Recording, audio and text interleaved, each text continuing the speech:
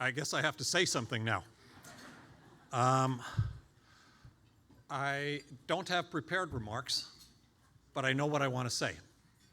And coming here tonight, I thought, gee, a 41-year career, almost 42 years with the same company, never moved from company to company.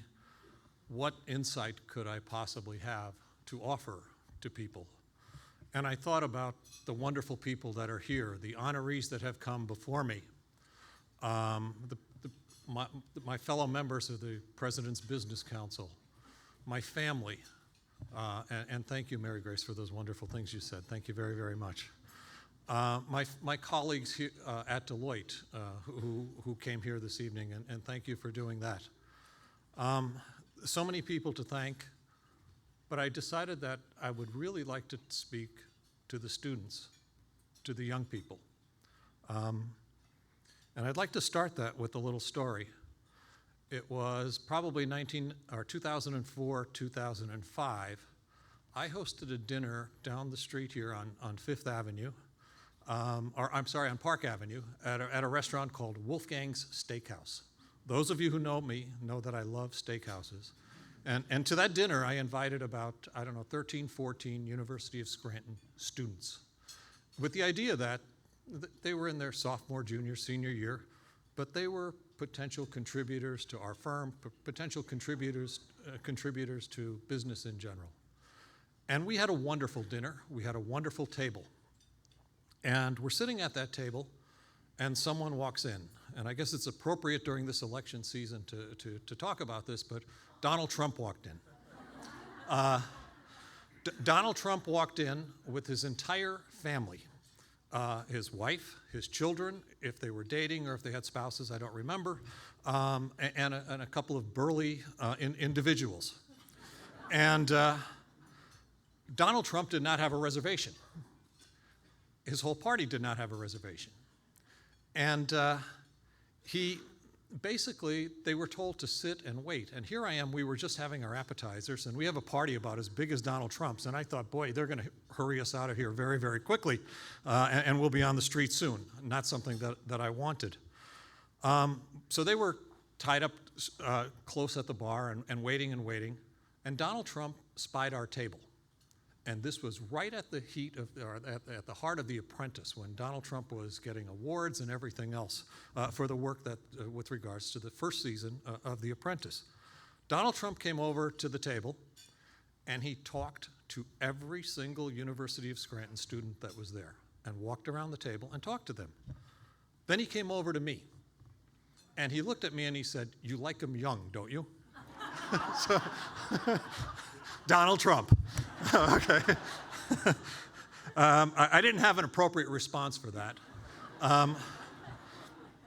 But, when you think about it, and I said I did want to speak with regards to you, the students, it wasn't long after that we were thinking within my firm, Deloitte, that we wanted to hire specifically for a particular area that we had within Deloitte. And people raised their hands, and we were in committees, and they said national universities, Syracuse, NYU, Notre Dame, et cetera. And at that meeting, I raised my hand, and I said, I want to go to the University of Scranton. And I considered myself fairly persuasive at the time, and we did. And to cut to the chase, we hired in those years people that were, let's say, approximately 25% from those universities or the like. And the University of Scranton students were so prepared for the work that they did that they excelled.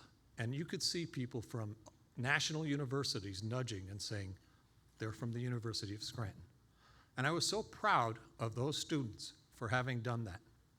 So,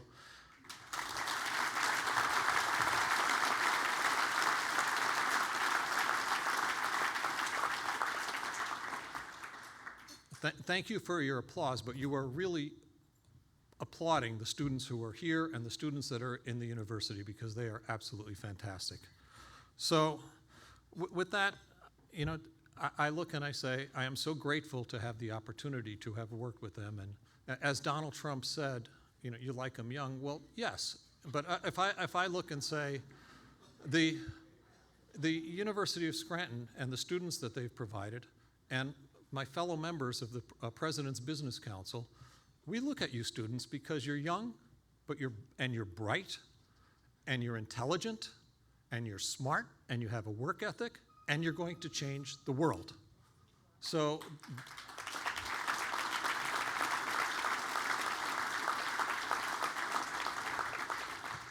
and that's what's important, and you are our future, so my remarks are directed to you. But before leaving this podium, I'd like to mention 6 names.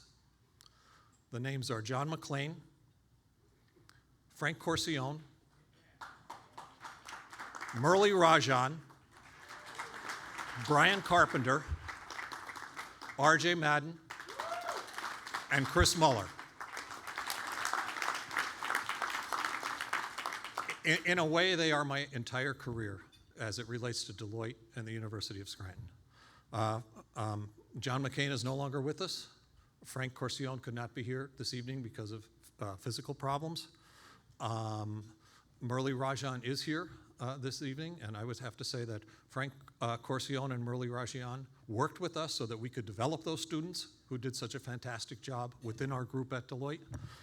Brian Carpenter, who's sitting right here this evening, okay, who has brought countless students to us and given them the background that they needed. And then finally, you saw Chris and RJ speaking, and I have to tell you that when I see things like that, it makes me just happy and proud to have gone to the University of Scranton and to have the career that I've had. Thank you very much.